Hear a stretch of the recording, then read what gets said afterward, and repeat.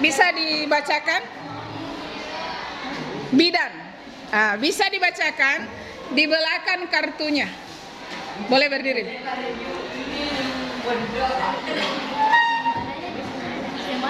Iya, di belakangnya. Yang lain dengar? Tolong didengar dulu yang lain. Silakan. Iya. Mulai dari atas hingga ke bawah. Iya. SMA atau umum. Pilih jurusan IPA, ilmu pengetahuan alam, karena banyak pelajaran biologi dan kimia yang dibutuhkan untuk kuliah kebidanan. Cocok untuk kamu yang ingin lanjut ke D3 atau S1 kebidanan di perguruan tinggi. Oke, terima kasih. Memang cita-citanya jadi bidan ya? Oke. Baik. Anak-anakku, silakan baca di belakang dari kartu profesinya.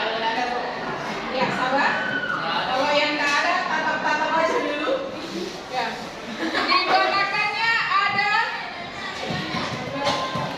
ada bacaan. Silakan dibaca. Baca masing-masing ya. Oke. Baca.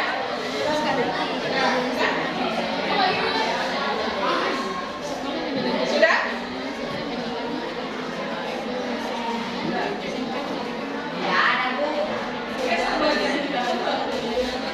Lihat aja baca.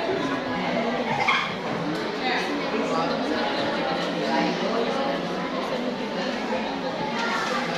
Sudah? Sudah?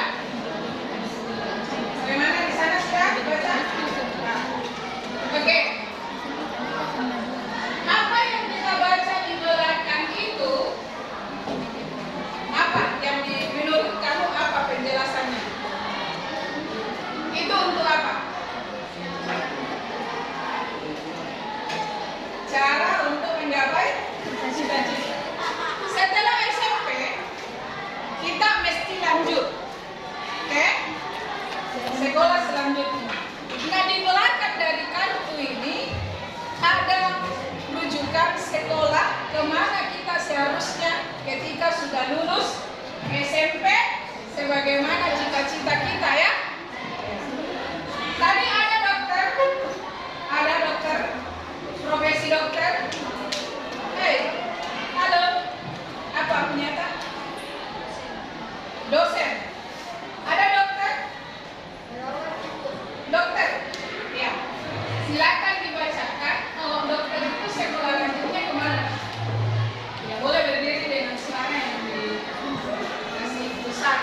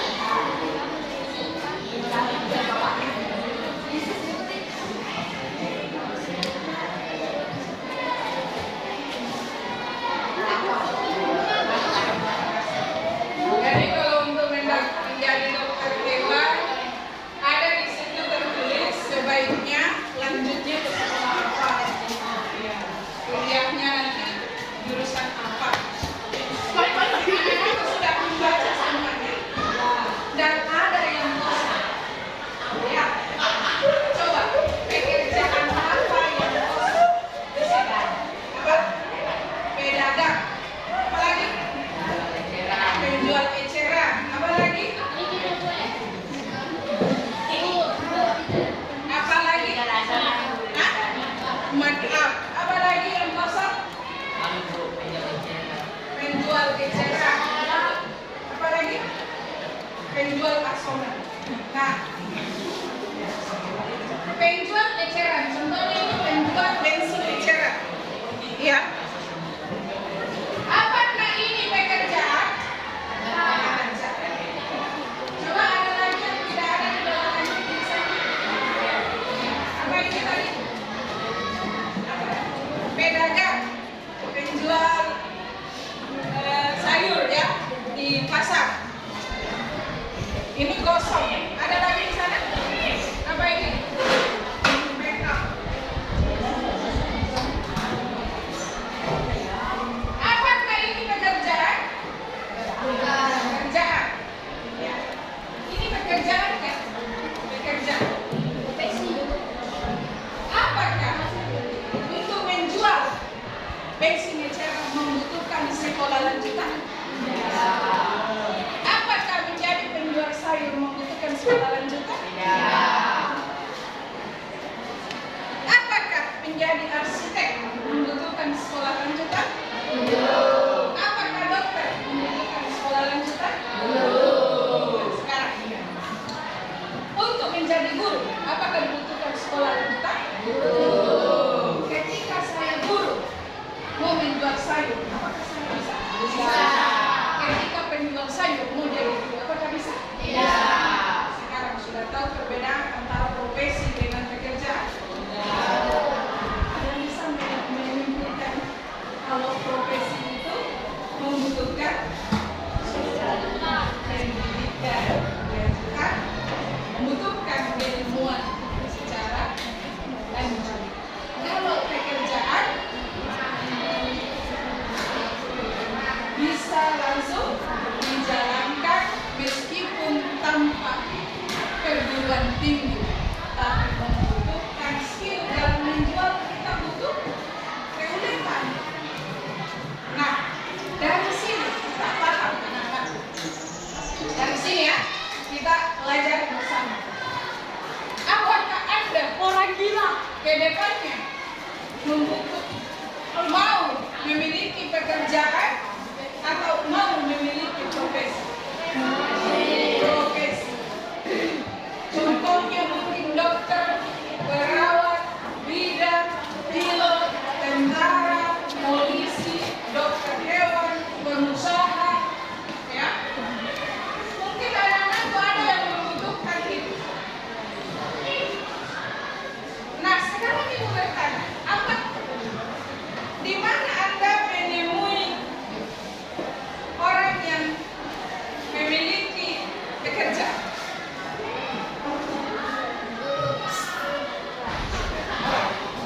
Kalau ibu profesi atau bekerja? Ini apa? Profesi atau pekerjaan? Tadi angkat tangan coba yang ingin cita-citanya masuk dalam salah satu profesi. Tadi apa? Cita-cita.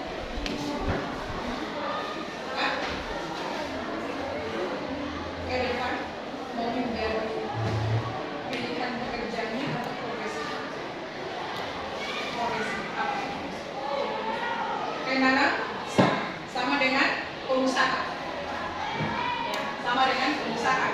Menanam saham berarti keilmuan sahamnya harus ditingkatkan. Sekolah lanjutannya kemana? Anda harus tahu.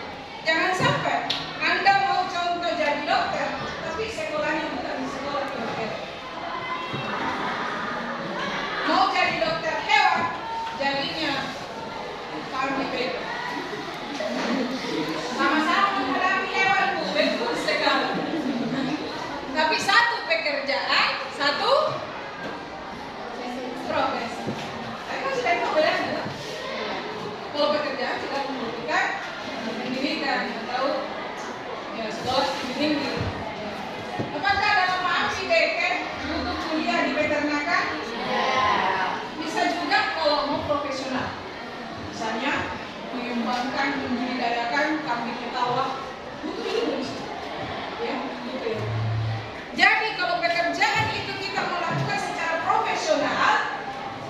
mereka membutuhkan keilmuan, butuh sekolah lanjutannya. Ya. Bagaimana kalau saya jadi nelayan? Nelayan, apakah itu pekerjaan? Bukan profesi? Tapi ketika pekerjaan dijadikan profesi, maka harus nelayan cepat. Itu mengilmui tentang cuaca, mengilmui tentang suasana kondisi air, mengilmui tentang kondisi perairan. Dia sekolah di bidang situ baru jadi nelayan, tapi dia profesional. Dia tidak menangkap ikan kayak tradisional. Dan ikannya dijual sampai misalnya 1 juta per ekor. Iya, betul sekali. Ya. Jadi pekerjaan dijadikan pekerjaan yang menjadi profesional, maka dibutuhkan keilmuan yang biasanya didahului dengan pendidikan. Ya. Seperti saat ini, Anda anak-anakku sedang menuju ke pekerjaannya ke depan, pekerjaan yang lebih profesional atau profesinya. Paham ya? Sehingga Anda menempuh jalur pendidikan. Anak-anak atau orang yang seusia dengan anak-anakku sekarang, ketika tidak melanjutkan sekolah ke SMP tapi dia bercita-cita jadi dokter, apa bisa?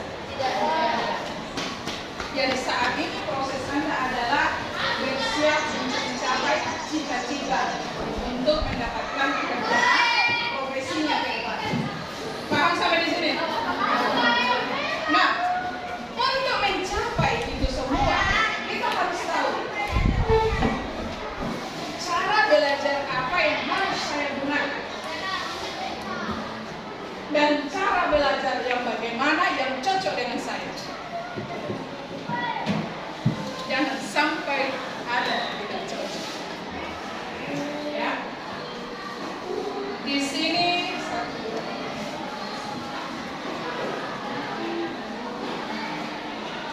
ya.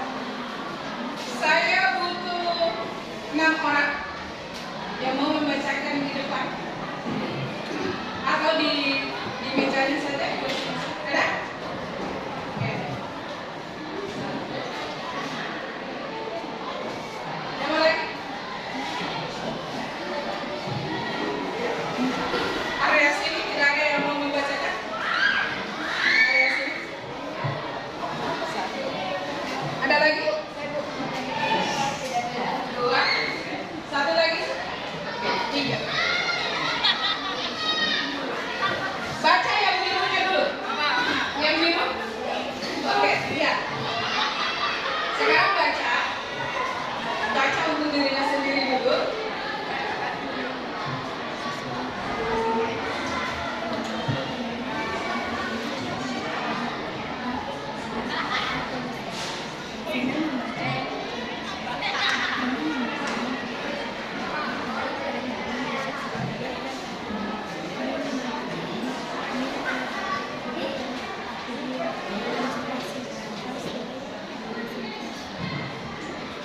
Sudah. Ada yang mau membacakan ke depan? Bisa? Silakan. Didengar teman kita membacakan, didengar ya, apakah sesuai dengan Anda atau tidak? Nanti Ibu akan bagi.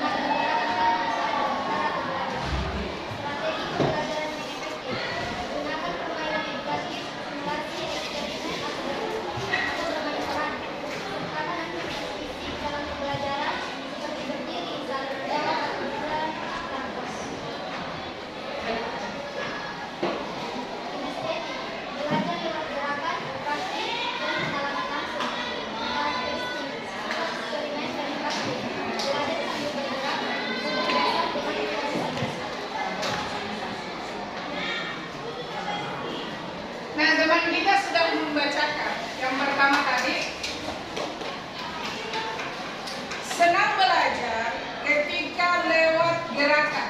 Ada yang seperti itu? Suka belajar kalau digerakkan? Kalau melakukan langsung? Suka praktek? Coba angkat tangan. Ya, suka praktek kalau belajar? Suka. Kemudian sering menggunakan gerakan tangan saat berbicara. Betul. Ya, kayak ibu juga menggerakkan tangan. Kemudian mudah bosan ketika hanya ceramah. Ya, nah dia izin dua, izin. Ada seperti itu? Banyak kesamaan dengan tadi yang ibu sebut. Bisa jadi gaya belajar anak-anak kinestetik. Senang belajar ketika praktek, senang belajar ketika melakukan langsung, senang belajar ketika ada gerakan. Sehingga ketika gurunya mau berceramah dia keluar. Gitu. Ada seperti itu. Nanti anak-anakku bisa membuka websitenya halaman Aku Pintar.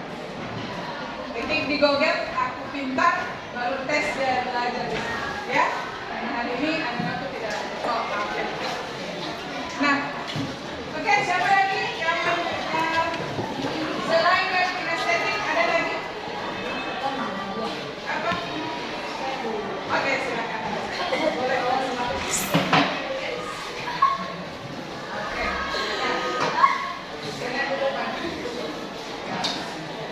Boleh.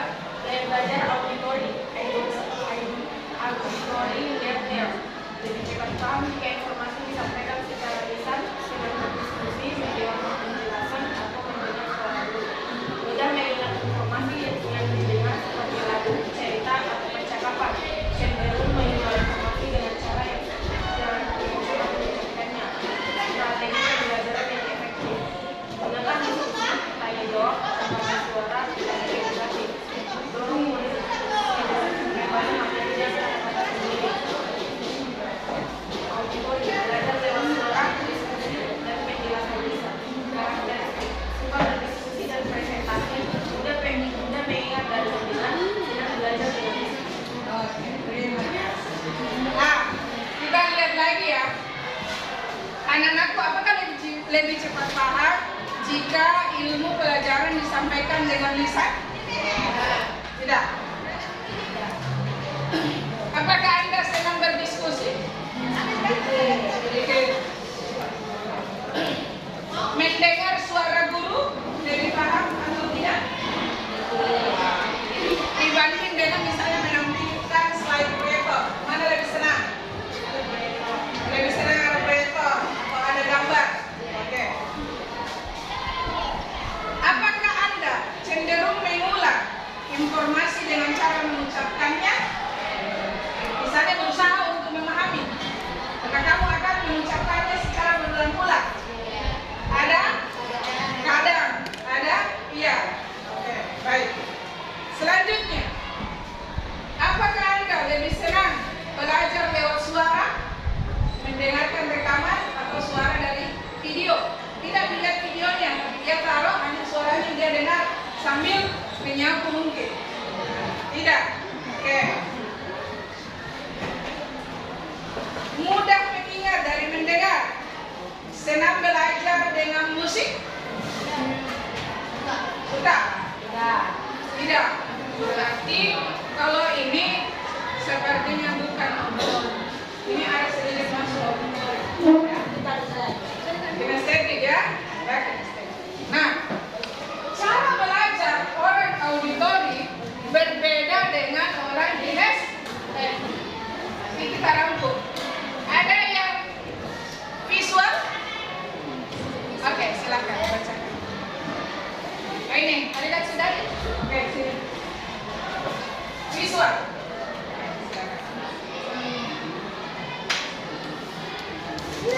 Ya. Ada. Ya. Suaranya nantang ya. Dibacakan ya ke bawah. Dengarkan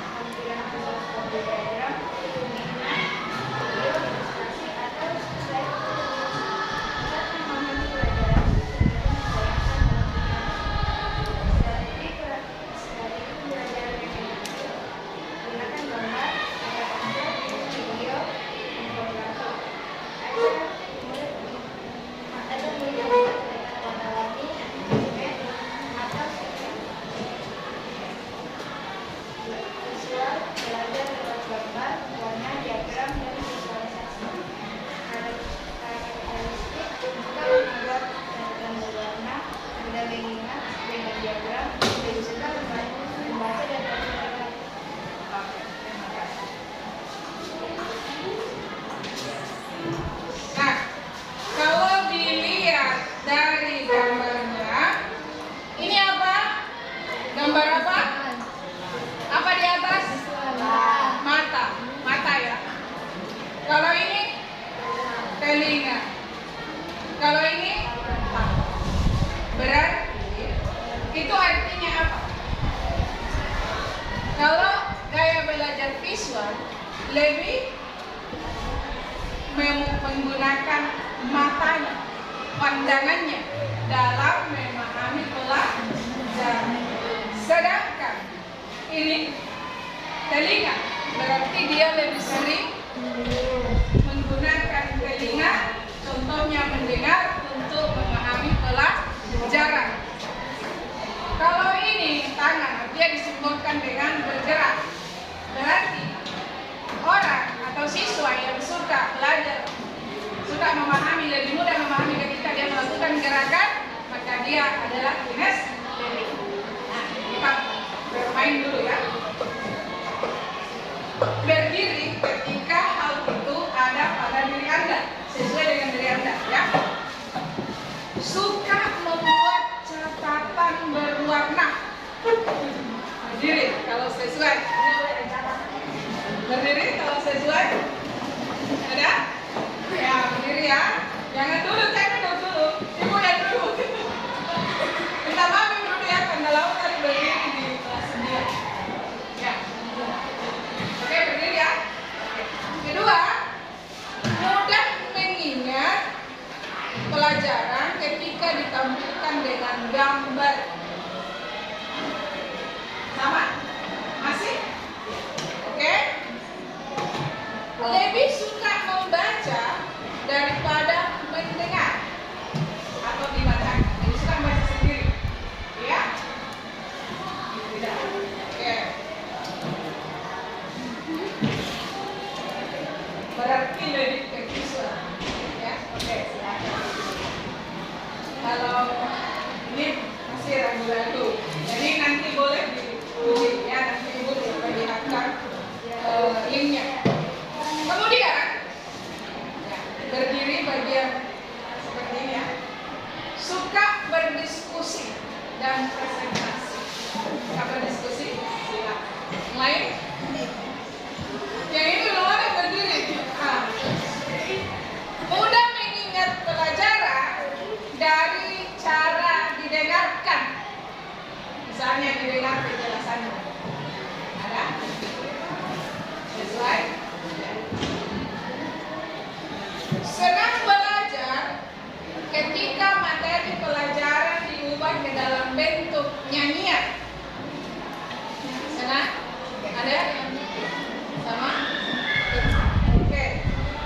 Jadi di sana dua orang bisa jadi lebih auditori. Nanti kita cocokkan dengan tes ya, auditori. Ini belum memastikan apakah auditori atau tidak ya, karena masih ada dua hal yang belum sesuai. Silakan duduk. Berikutnya, ini mulai berikutnya. Berikutnya, suka praktek atau bereksperimen. Ada yang belajarnya senang praktek? Berdiri. Berdiri.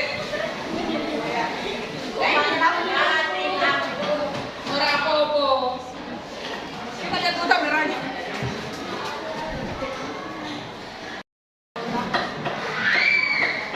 Oke. Belajar sambil bergerak. Ya, sesuai? Yang berdiri sesuai? Mudah bosan dengan pelajaran hanya diucapkan. Bosan. Berarti yang berdiri ini, yang berdirinya adalah kinestetik. Bisa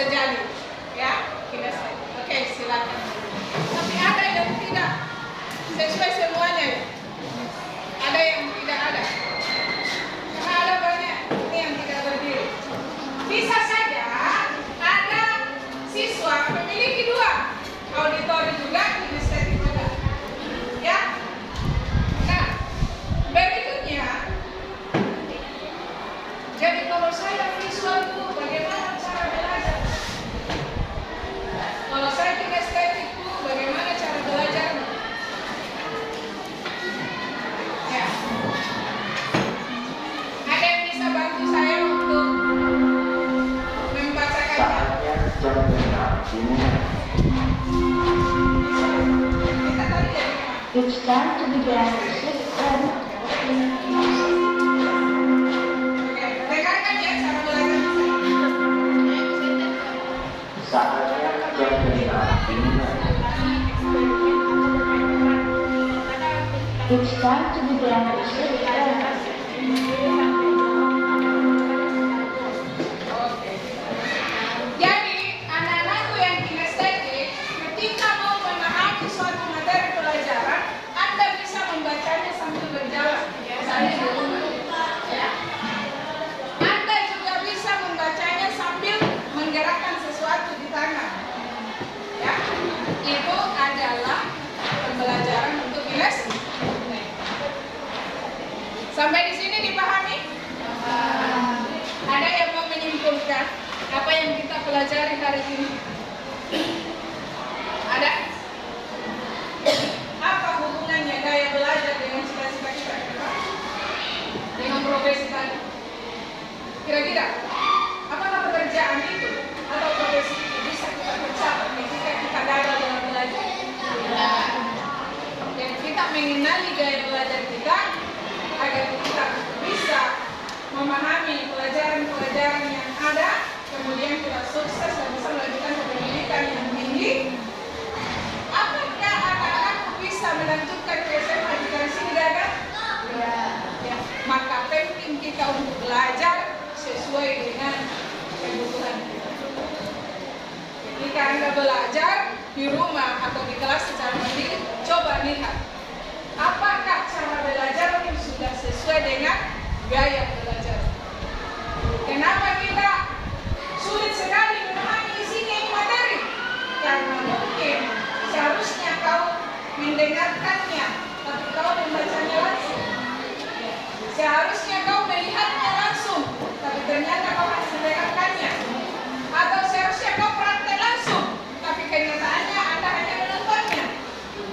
Jadi sesuaikan gaya belajarnya, ya, agar materi bisa kita serap, bisa kita pahami, sehingga ketika kita mungkin masuk ujian, kita bisa menjawab soal-soal itu dan kita bisa melanjutkan pendidikan, sehingga cita-citanya tadi jadi dokter, jadi pengusaha, penanam saham, pilot, tentara, polisi bisa kita capai.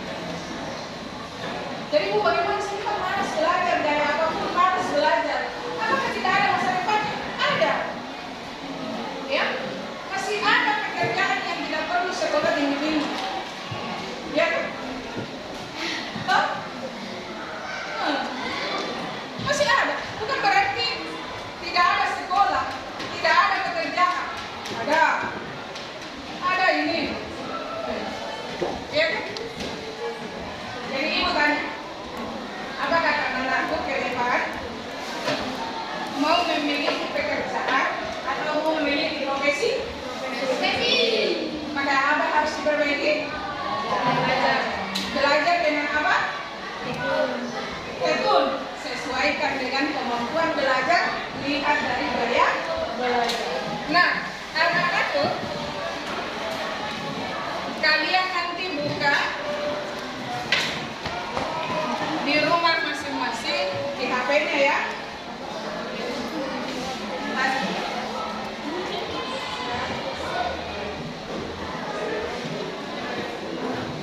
Di Google aku pintar.